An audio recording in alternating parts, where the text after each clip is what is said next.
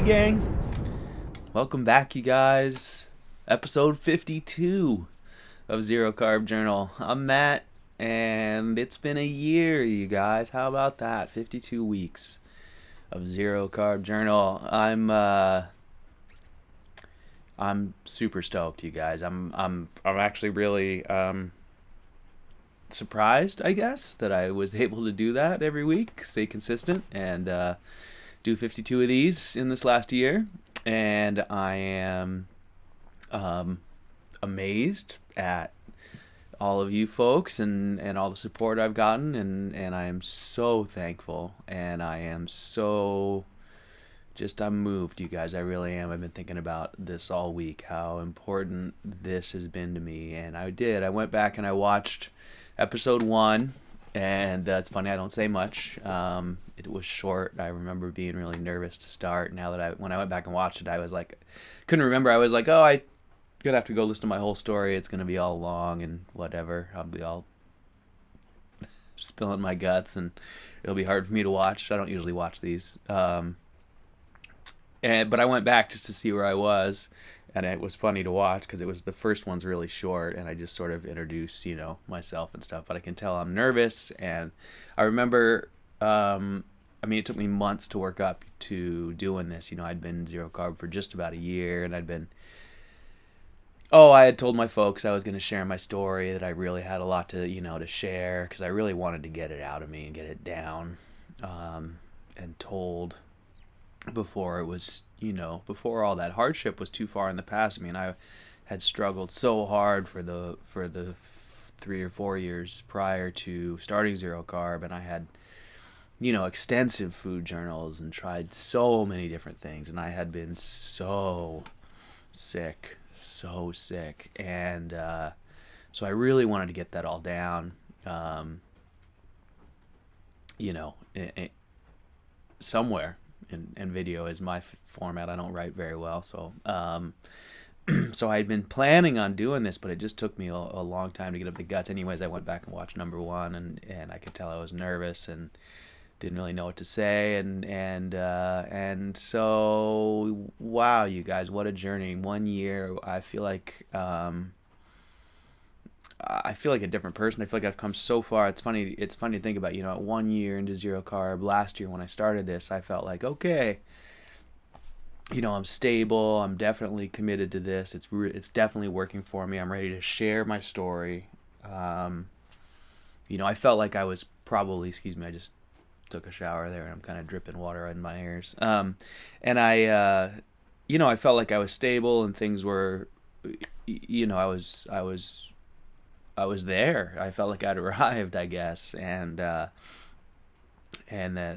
I was gonna be able to share that experience of what I'd already experienced. But what I really wasn't expecting was to continue to make so much progress in this last 12 months, and I have, and I went and watched number 1, like I said, and I could see it in my face, I could hear it in my voice, I could see it in my eyes.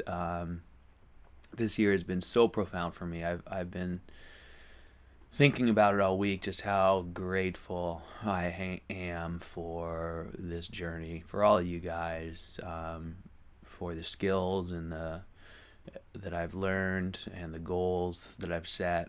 And yeah, just this last year has been really profound for me. So what a journey. I'm so thankful to have all you guys along with me. So let's talk about the mundane real quick. Let's talk about this week in zero carb. So I had a great week food-wise. Still pretty hungry. Still eating quite a bit. I did taper off after last week. So I think I was just getting caught up. Still haven't weighed myself. That's something that's a big change from last year. 1 year ago, I was still pretty concerned. Not concerned. I wasn't weighing myself regularly, but I was still managing sort of residual abdominal adiposity and sort of bloating from the years prior, and I had been, for years counting my calories and paying close attention to my weight and struggling with it. And so 1 year ago I was coming out of that, but I was still pretty well entrenched in that. And now I haven't been able to, I haven't cared enough to even get on my scale for months. And that's all pretty much gone out the window. I mean, I can see if I keep eating at 5 or 6 or 7 pounds a day like I am right now, I will probably force myself to do another mini cut in a few months. But that's really neither here nor there. I don't really think that way anymore. It's more really just about, well, whether my pants fit. I guess everything fits great right now. I haven't had to worry about it. I haven't had to think about it, and I really don't think about it at all. So that's been a big change. So yeah, so this week I've been eating quite a bit. Just beef and lamb. I've been thinking about it. I really haven't had anything but beef and lamb for a long time now. I was eating fish as part of my diet regularly, but I just haven't had any for quite a while now, and I certainly am not going to go buy it. It's so expensive, and when I get it, I get a usually big windfall for free. I usually fill up my freezer from one of my Alaska fisherman buddies or one of the boat, guys we build boats for or something. So I think there's some coming my way, but I haven't had anything but beef and lamb now for months on end. So I stayed the course this week, did the same, ate mostly burgers, ate some ribs and some beef short ribs, and I've been eating a lot of marrow bones, which that's different. That's something I want to talk about too. In this last year, my ability to process fat and my enjoyment that I'm getting from eating fat, it's changed dramatically, you guys. It's actually really been pretty noticeable to me lately, especially when I was on the road eating ribeyes at restaurants. I just ate every last bite, all the gristly bits and the stuff that I was picking out pretty carefully a year ago. Now I'm just enjoying, for the most part. Every now and then my mouth will tell me that I don't want to swallow something, like if it's too gristly or whatever, but for the most part I'm loving the taste and flavors of the fats. I'm eating the fat and I'm not having any issues. I know it was just a few months ago I had that bacon gallbladder attack or whatever, multiples of them just in August. But I'm starting to think that was something more than just the fat, because I really I haven't felt any of my normal fat symptoms, too much fat symptoms, I guess I'll say. And I've been eating quite a bit. My lamb ribs have been really fatty. I've been taking the fat I don't eat from them and incorporating it into my burgers. Been eating pretty fatty. And then with regards to bone marrow, geez, the other day I had a huge bone, and I probably took out like 2 or 3 tablespoons of marrow, like a lot of fat for me. And I didn't think I was going to eat it, but I took a bite and it was so good. I loved it, and I just wolfed it down, and that was a shock to me. That normally, a year ago I would have thought, 1, I probably wouldn't have liked the way it tasted or felt in my mouth, and 2, I would have been really scared to eat it, and 3, I think if I'd eaten that much fat, I would have felt sick. So I'm definitely getting more able to process fat. I haven't had any of those sort of too much fat symptoms that I was getting. I haven't had any difficulties in the bathroom other than that one episode on the road eating those burgers. So yeah, pretty interesting to witness and to recognize that I think I'm changing. I think I'm improving in my ability to process that, and that points towards some significant physiological changes within my GI tract that's exciting to me. I think that's something that always was an issue for me. Back when I was really sick, I always thought of myself as someone who didn't eat much fat, didn't like fat, couldn't process much fat. I thought that my whole life, that if I ate too fatty of meals, even when I was eating a mixed diet, I would get ill. So I'm feeling pretty excited about that. That's a pretty neat progression to witness. So yeah, so that's zero carb this week. Hasn't changed much this year. I could probably have said pretty much the same thing for the whole year with regards to what I've been eating. And that's pretty interesting too, isn't it, you guys? I've really settled into essentially just ruminant meat, no salt, no seasonings, no spices. From a beverage standpoint, just water. And it's amazing to me how, it was amazing a year ago. It's less amazing. It's less surprising to me now, but it's probably even more amazing when I think about it. Is how I'm not at all tired of it. Every meal I eat, I look forward to as if it's my favorite. Really interesting. But it continues. You know, when I went out to those restaurants, it was like nothing on the menu even looked good. And I mentioned at Thanksgiving to a family friend. I said, "Oh, I really miss those sweet potatoes or whatever it was we were talking about. I think it was green bean casserole." Which, you know, I do, right? Like he likes the which I do too. He likes my favorite one, which is just sort of the Campbell's soup, cream of mushroom mixed with the, what do you mix it with? Onion? Is it onion rings or some of those crunchy little fried horrible things for you? They're probably just straight vegetable oil and flour or something. But anyways, that standard classic, you know, recipe, I I don't miss it. I miss the idea of it. You know, I miss, it's like ice cream or anything else. Like, I miss it and I don't miss it all at once. I don't crave it. It's so interesting. I don't wish I could have it. I mean, sure, I wish ice cream, you know, was just as healthy as steak and made me feel just like steak and there was no difference. But what it really is, you know, a treat that tastes pretty good and then makes me feel really bad, I don't miss at all. And it's not even like something I wish I could have. I don't know. It's interesting. I miss it the way you miss something fondly that you know you'll never really want to do again. So yeah, it's been interesting for sure to get through another year and to eat the same thing every day, day in and day out, and kind of get more into it. It's funny.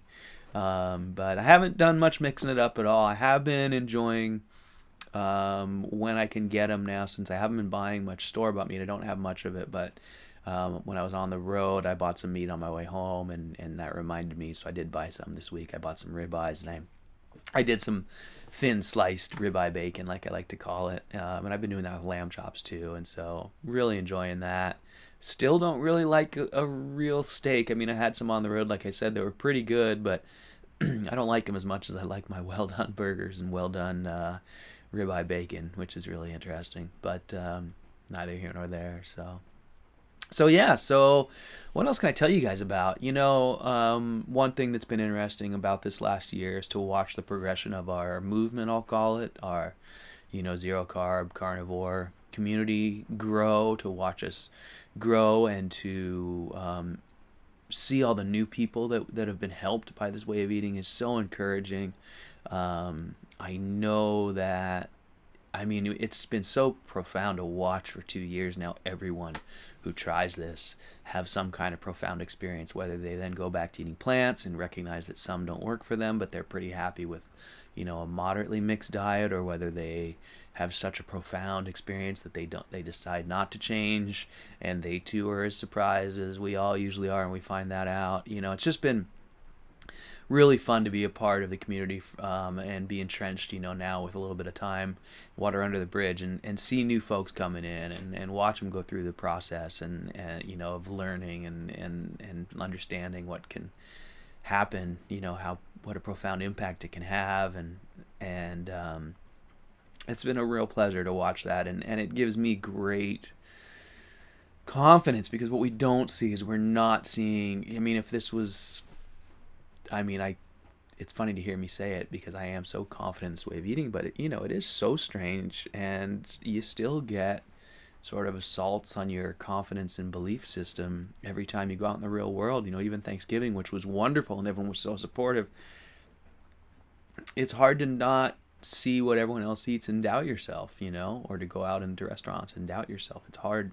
And so it's nice to have been a part of the community and see us grow and see the successes, and know that honestly 9 out of 10, if not 9.9 out of 10 people who try this experience profound positive improvements. And actually it seems like I'd say 10 out of 10, and the people who go back to eating mixed diets usually just feel that it seems like there isn't, you know, they don't have the big extreme trade-offs in doing that some of us who are more sensitive or whatever seem to. So anyways, it's been really rewarding to spend time in the community and to have my faith in what we're doing bolstered by everyone else's experiences.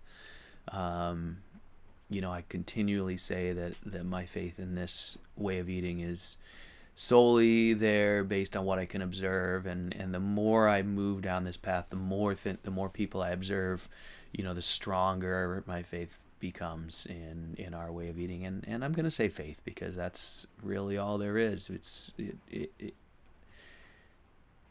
Science is faith. I don't know how to say that in a way that doesn't sound crazy. I think you guys understand what I mean. Because we can interpret all the science we have in so many different ways, and so we have to have faith that our path is correct no matter what we're doing, even if we're following the general consensus or branching out as into our own path like we've done here. It all requires faith. I just think that the people who eat more fruits and healthy whole grains don't realize that what they have is faith.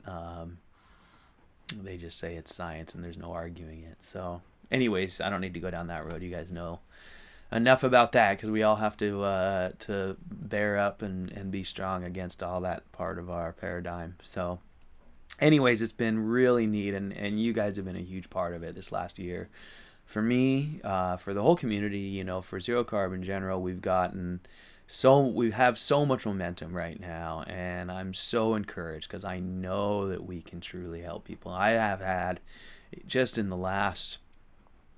this last month, I've had some incredibly impactful interactions with people, and I know that they're making a difference in other people's lives. So I just ran into one of my dearest friends who's been plagued by pancreatitis and diverticulitis and a host of other things for a long time now.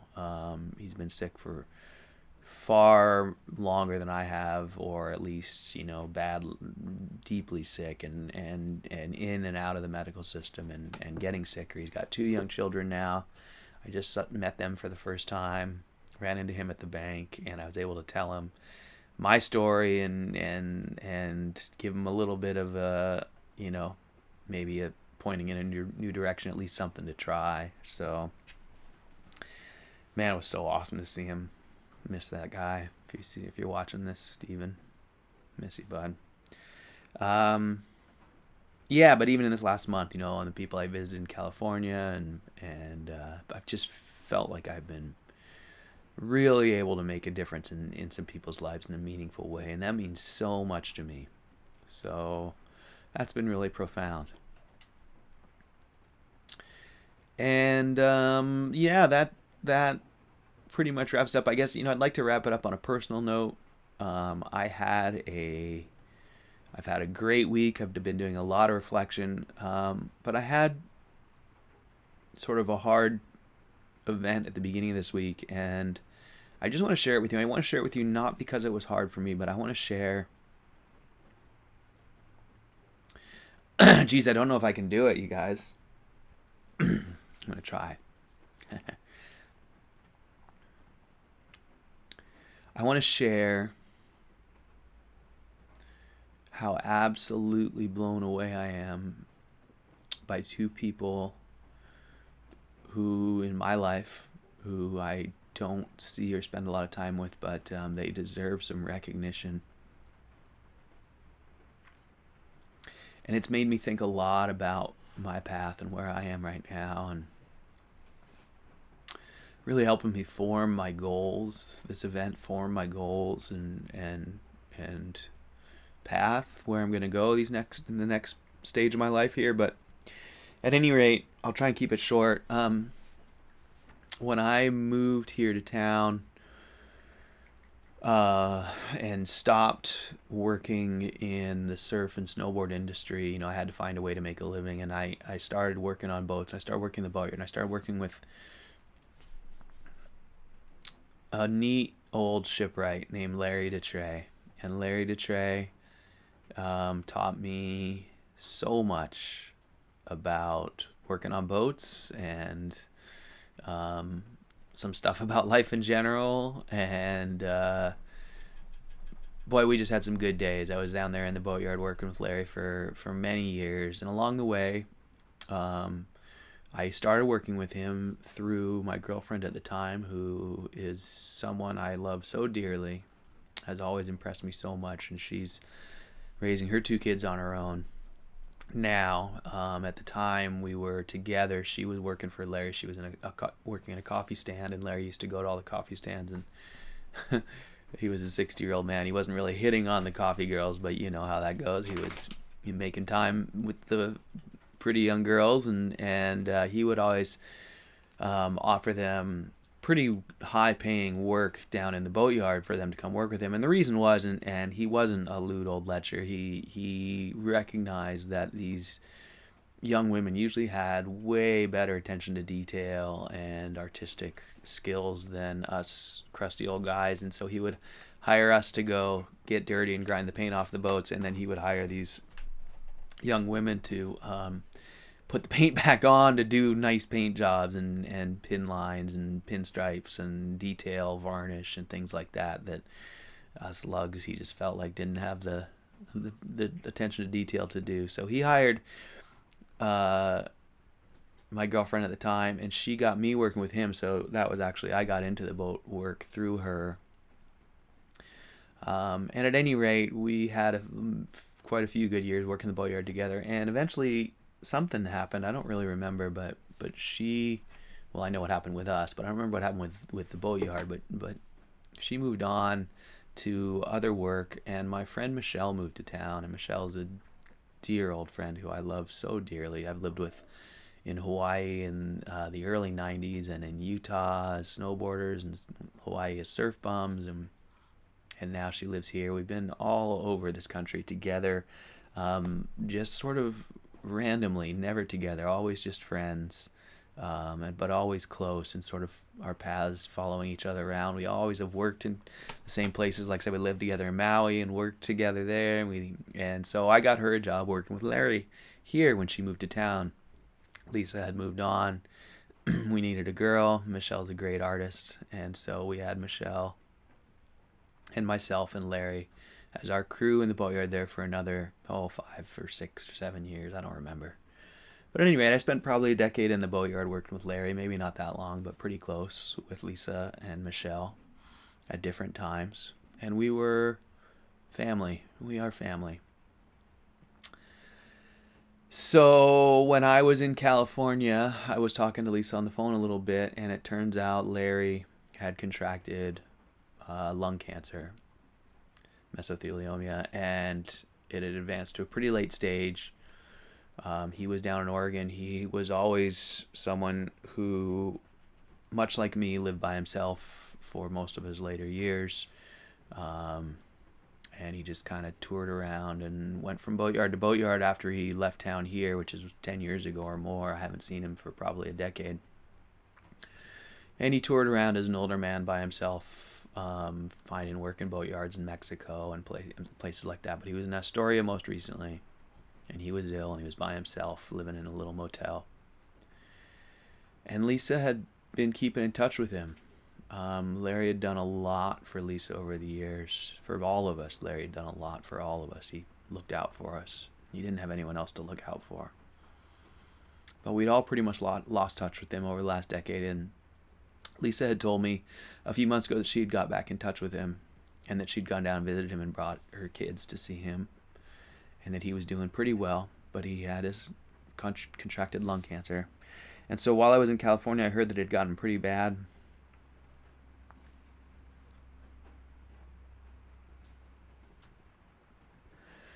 And so, come to find out, I talked to Lisa earlier this week, and I'll make this as short as I can. Come to find out, Lisa and Michelle had gone down the week prior, just right after Thanksgiving, which was Larry's birthday. And they had picked him up, and they had brought him up here. And they put him in Michelle's little cabin, and they put him in Michelle's bed.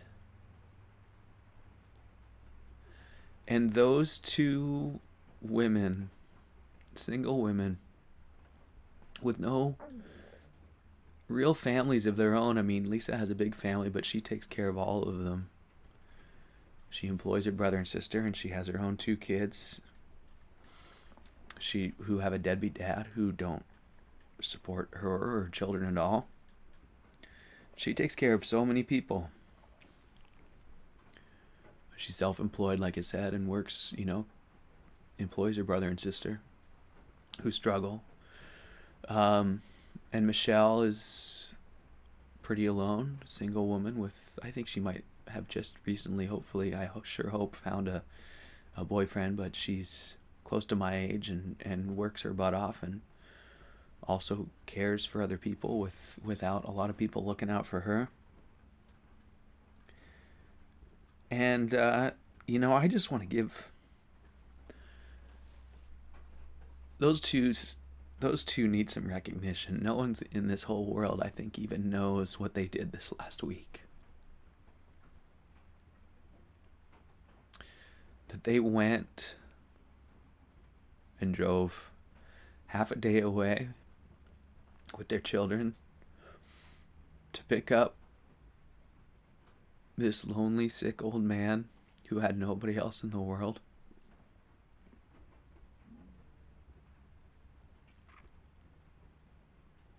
And they brought him into their bed and cared for him in his last days. And Larry spent 4 or 5 days with them.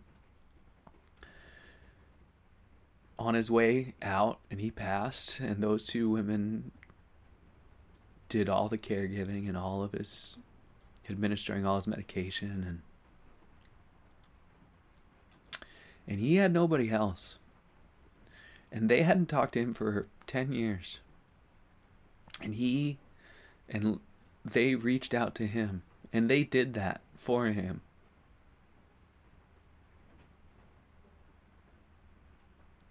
Without any prodding. He wasn't family.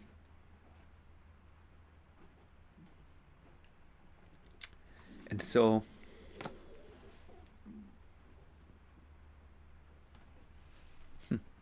I just want all you guys to know about those two individuals. Because I've been thinking all week about whether I could have done that. And I think I'm too selfish. And I've also been thinking all week about being alone.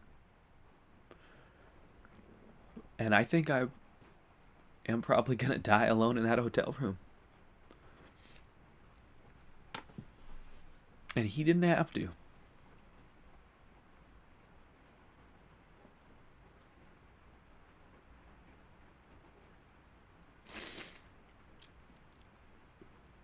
And my tears are not for Larry, although there have been some. But it's for Lisa and Michelle. And for me, I've been feeling bad all week, and I didn't know that was going on, so I don't blame myself, but I wish I could have been there for them. For those two. Because we're family. And there was no one else there for them.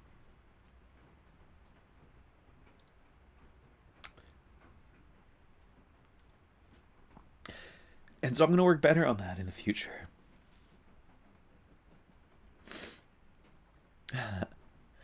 And that's been a good thing this week in my life, you guys. It's been I'm crying, but I've had a really good week reflecting on that and reflecting on the loving people around me and how strong and that love can be and how strong humans can be and how important that is. I know that Larry didn't expect that.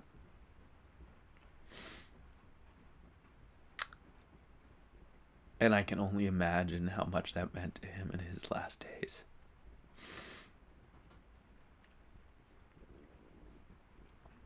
And so I want to be more like Lisa and Michelle. And I hope that you guys all take a moment and just say thank you that there are people like that in this world. that are strong enough and care enough and can give so much of themselves when others are in need. So, sorry for getting all sappy. I just really had to share that. It's been on my mind all week. And those women need some recognition. So if you would, say thanks to whoever you say thanks to for them. Send some good juju their way. All right. Enough about that. Sorry, you guys. Woo. That was a deep one, huh? All right. Well, okay. So, aside from that, you guys, you know, and honestly, that was really a positive thing. I'm feeling just full of the holiday spirit, I guess. So, yeah. So here we are, you guys. It's the holidays. Tell the people you love them. You love that you love them.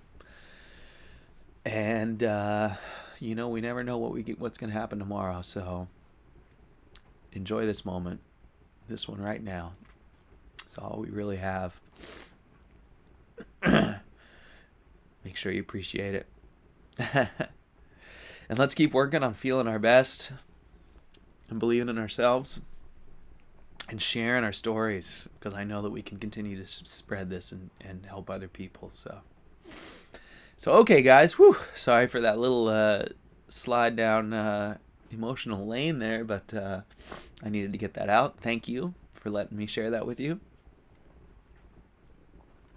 Whew, that's the most crying I've done on camera ever. Oh, sorry about that. All right. Well, I am going to go enjoy my Sunday, you guys. I'm going to rest. I'm going to maybe watch some football, eat some beef and lamb, and it's going to rain and be ugly, I think, all day, and I'm just going to stay inside and rest and reflect and hopefully just have a great day, recharging, getting ready for the week. So I've got a lot of work going on right now, which is great. Excuse me. So I'll be working this week. And I'll come back and see you guys next week for episode 53. I'm not going to stop. We'll see if we can do another year, at least. And can't tell you guys how much it means to me to have you guys here along for the ride, listening and watching, and giving me all your support and love. Thank you so much. And as always, let me know what I can share with you guys. Let me know what I can do. We got some fun stuff coming up. I was chatting to Keto Mad Mike there, and he's got some fun ideas cooking for the new year. So I think I'll try and be a little more involved with all y'all and be a part of that with him and you guys. And yeah, so let's keep moving forward, you guys. Let's keep progressing. And I can't thank you enough. I can't say thank you enough. Thank you guys so much for listening and watching, as always. And until next week, hope you guys have a great week. Stay healthy. Keep moving forward. Keep making progress. And let me know how I can help you. All right, you guys. Have a great day. Have a great week. Next time. Thanks.